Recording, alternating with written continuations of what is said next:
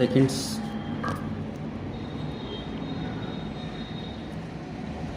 In recent years, digital banking, digital payments, and fintech innovations have grown at a rapid pace in the country.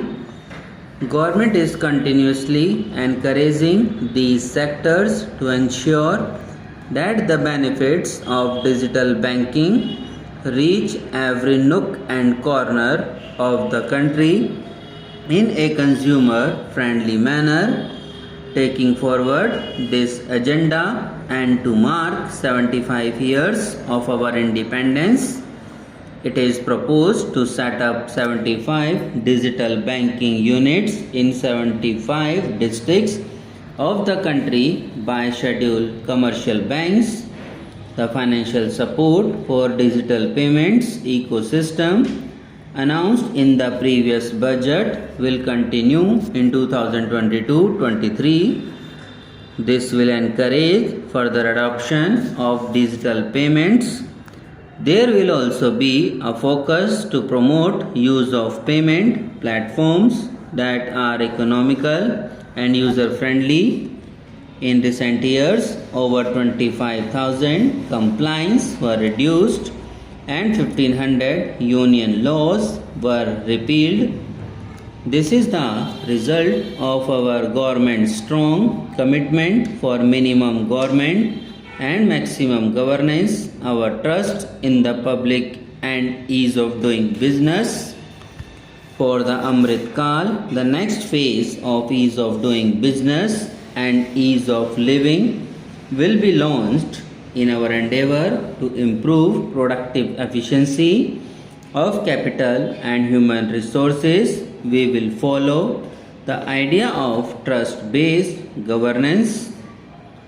This new phase will be guided by an active involvement of the states, digitization of manual processes and interventions, integration of the central and state level system through IT bridges, a single point, access for all citizen-centric services and standardization and removal of overlapping compliances, crowdsourcing of suggestions and ground level assessment of the impact with active involvement of citizens and businesses will be encouraged. A single window portal, Parivesh, for all green clearances was launched in 2013. It has been instrumental in reducing the time required for approvals significantly. The scope of this portal will now be expanded to provide information to the applicants based on location of units. Information about specific approvals will be provided.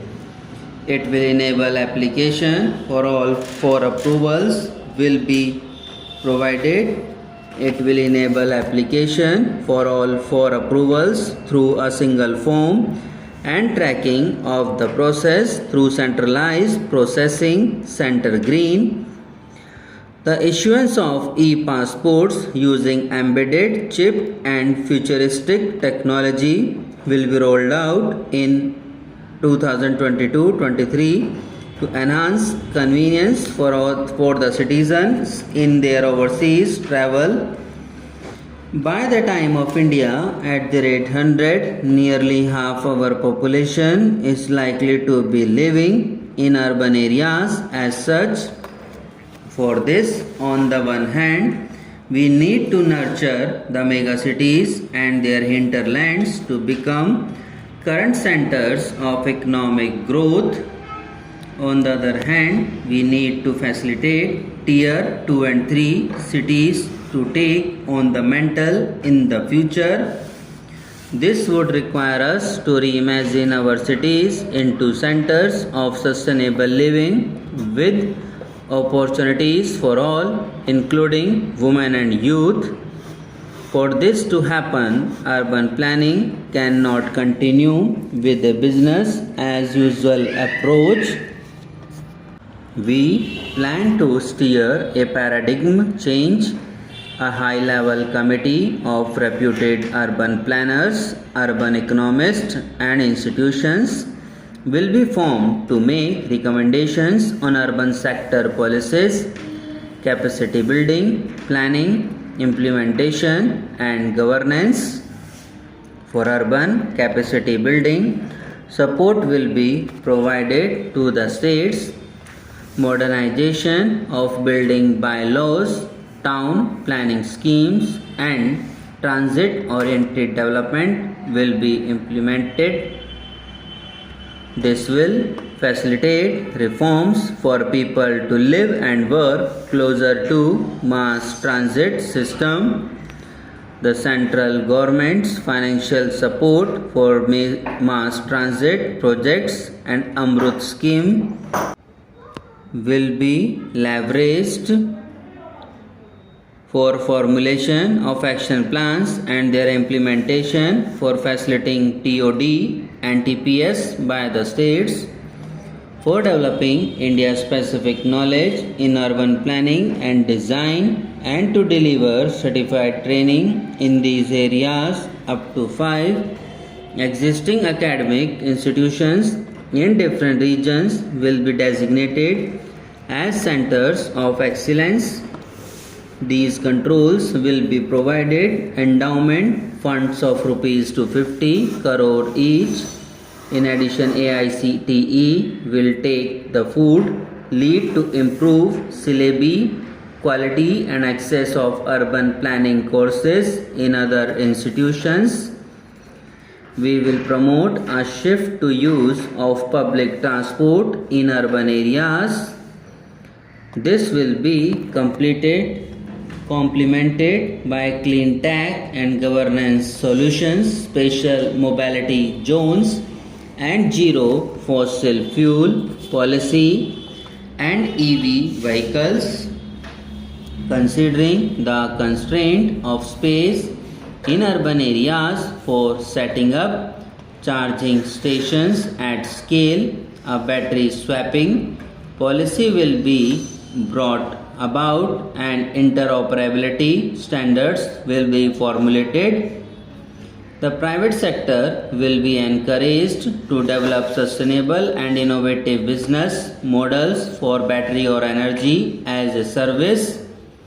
This will improve efficiency in the EV ecosystem.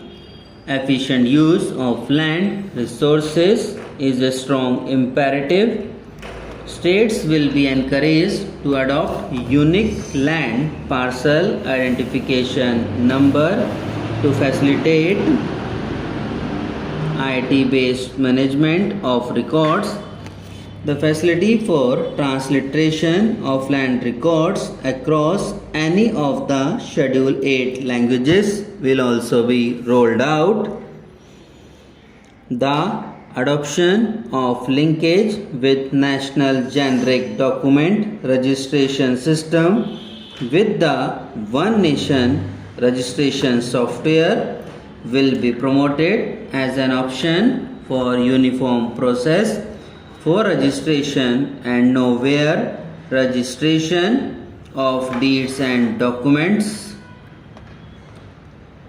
Necessary amendments in the code will be carried out to enhance it. Subscribe now and press the bell icon.